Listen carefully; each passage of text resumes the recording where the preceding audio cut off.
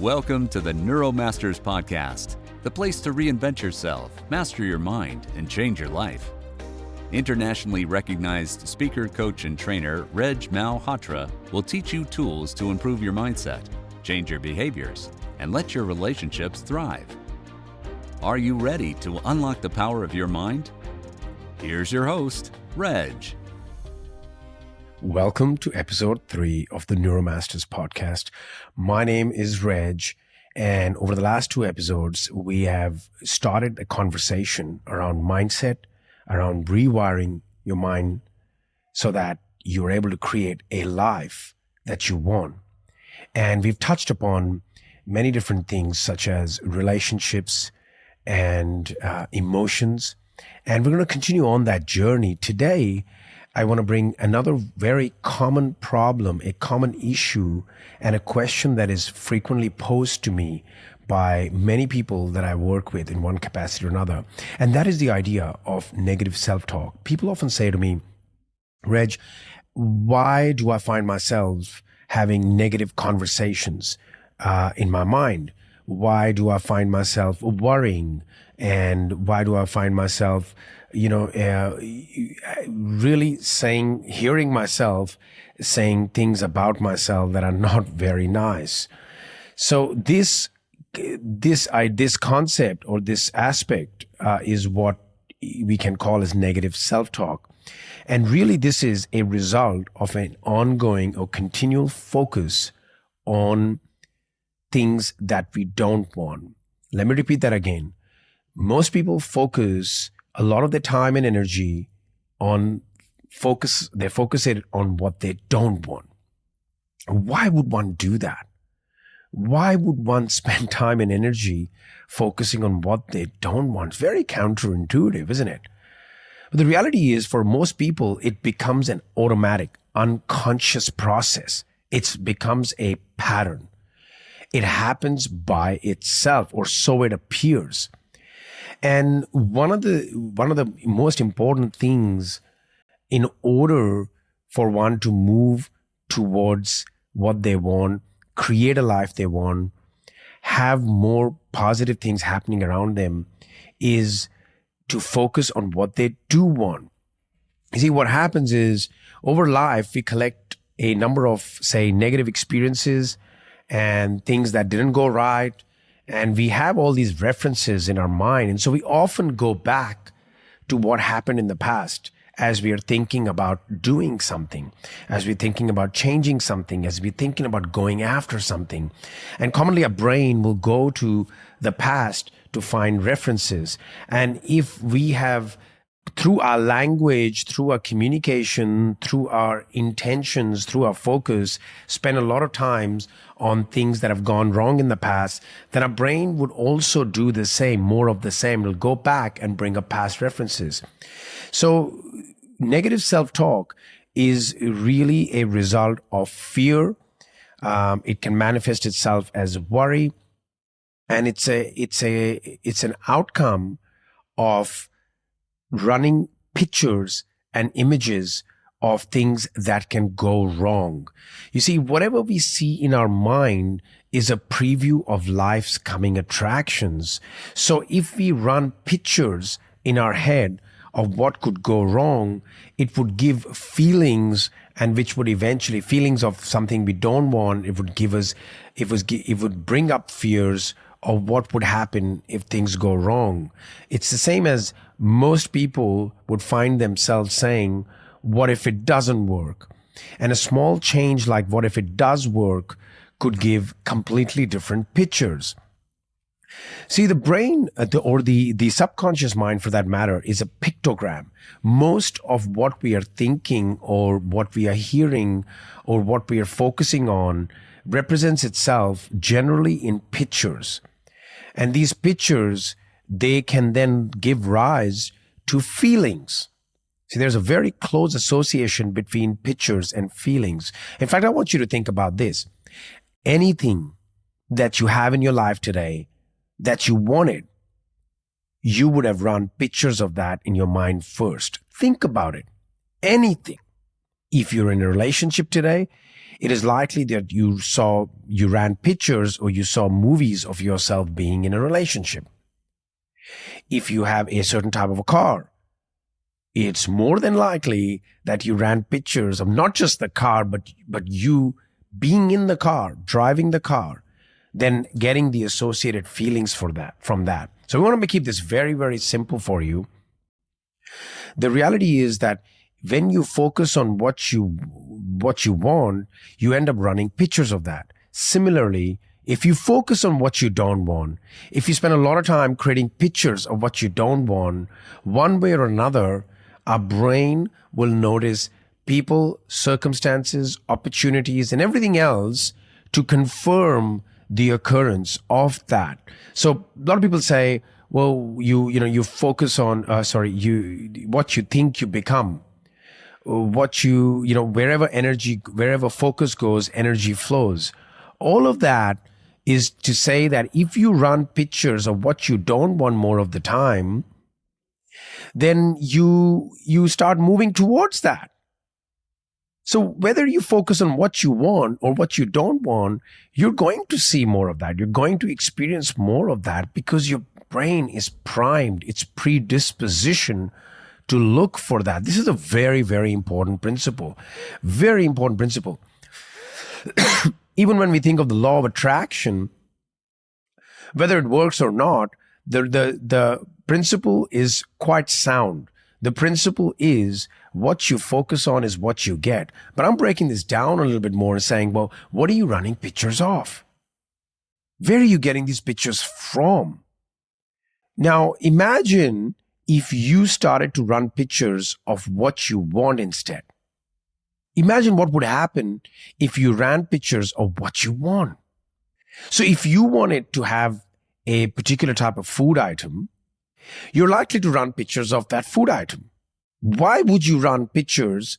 Why would you create pictures of something that is not what you want?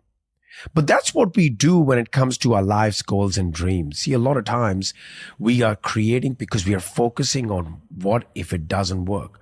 What could go wrong? What if this happens? In fact, we end up talking more about the obstacles than we talk about the solutions. It's a very interesting phenomena and very, very true for many, many people. Now, why would people do that? You see, a lot of times people are basing their future on the past, and there is some truth to that. When you think about insurance companies, they don't ask you based on what you're going to do. They look at your history. And if you want to predict someone's next 5 years with 95% accuracy, you only have to look at the last 5 years. Why is that? Again, it comes back to we are predispositioned to run pictures of what we are familiar with, what has already happened. Now, this is the great problem and the great opportunity. Can we run pictures of what we want? Well, the resounding answer is yes. The decision comes first. You ought to decide that I'm going to focus on what I want. Next step, once you've decided that, you need to develop a way of doing it. And then you got to practice it until it becomes automatic. It becomes unconscious. You see, anything we do enough times, eventually it becomes automated.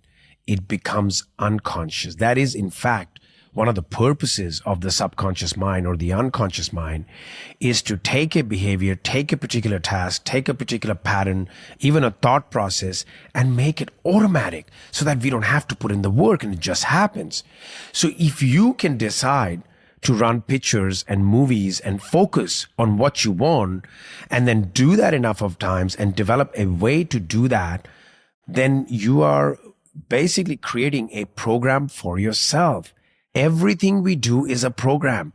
Why not create programs that are going to take us where we want, that are going to give us the life we want? It's a very, very interesting topic and a topic that we're going to explore a lot over this show, or many different episodes. And one of the things I want to share with you today is how do you create pictures? What is one of the best ways to do that? So here's what one can do. Commonly, when we think about what we want, we may not have a proper structure around it. Yes, the desire may be strong enough that we bring up the picture, and once we have the picture, we get some good feelings and it could start moving us in that direction. But a more structured way is to ask yourself, what specifically do you want? When you know that, what I'd like you to do is take another step and ask yourself, what will you see, hear, and feel when you have it? You see, just by you asking yourself this question, what will I see? Your brain is going to create pictures, or you are creating pictures. What will you hear? Now you're creating sounds. What will you feel? You're creating feelings in the now of something that you want happening in the future. Now, this is the process of getting your brain associated with what it is you want. You see, the brain does not know the difference between real and imagine. Think about it. You could imagine something right now, and you could create a feeling in your body as though it's actually happening now. So when it comes to focusing on what you want, it is a very powerful thing to do. That is to ask yourself, what will I see? What will I hear? What will I feel? Because you're creating that image, that idea with more clarity in your head. The next question you want to ask yourself is, how will I know when I have it? What is your evidence procedure? What needs to happen for you to know you got it? Again, we're talking about doing this in advance. So your brain has already seen what is the last thing that needs to happen for you to know you got it. What is your proof? Once you've done that, you can even go deeper than that. You can ask yourself, what will this allow you to do? Or what will this allow you to be? What is the benefit of it? See, questions lead to answers, and the right questions lead to the right answers, and the wrong questions lead to the wrong answers. So when we ask questions in this pattern, we're allowing ourselves to create the future in the mind. And if you create it in the mind, there is a much greater chance for you to be motivated to go towards it, to see things, to see opportunities, to notice opportunities. I'm going to talk about this in another episode, how your brain actually filters information. We cannot see, hear, and feel everything all at the one time that is coming towards us. But your brain has a function to limit what it does see, hear, and feel. So we'll talk about that. But for now, what's important is that you internalize this concept, this idea that you can deliberately, by asking certain questions, by putting your attention towards a certain area, you can start the process of creating pictures of what you want in finer detail. Now, next thing, you could go ahead and ask yourself, where, when, how, and with whom do you want it? Again, this is a process of giving detail to your brain so that your pictures can become clearer. Because if you can see it in your head, you have the maximum chances of having it.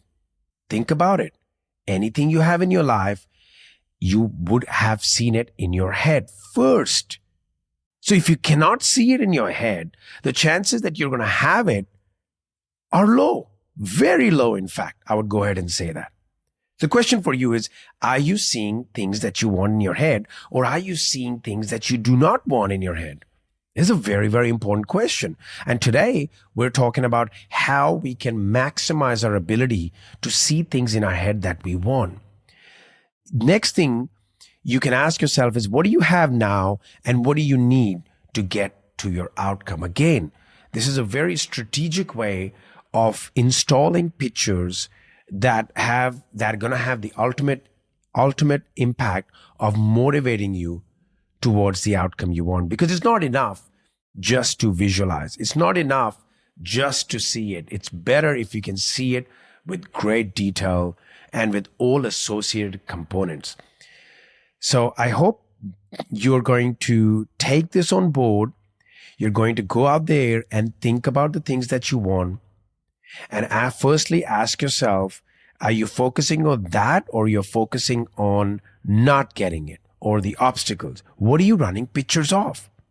Once you know that, I want you to deliberately and intentionally get on the process, as discussed in this show, of creating pictures of the thing you want, as much detail as possible, asking the questions that we've just outlined today.